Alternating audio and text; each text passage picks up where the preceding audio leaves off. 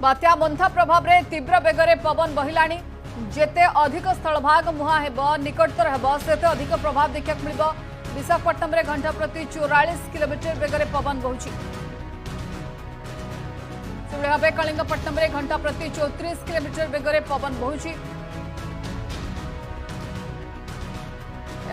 बडवेल रे घंटा प्रति 52 किलोमीटर बेगरे पवन बहुत सूचना मिली।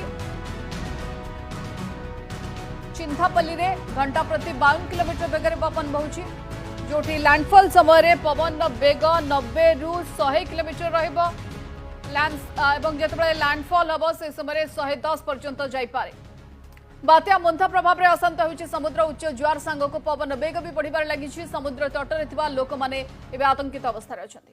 बात्या मोन्था प्रभाव में तीव्र बेगरे पवन बहिलाणी जेते अधिक स्थलभाग मुहां हेब निकटतर हेब सेते अधिक प्रभाव देखा मिल विशाखापट्टनम में घंटा प्रति 44 किलोमीटर बेगरे पवन बहुची।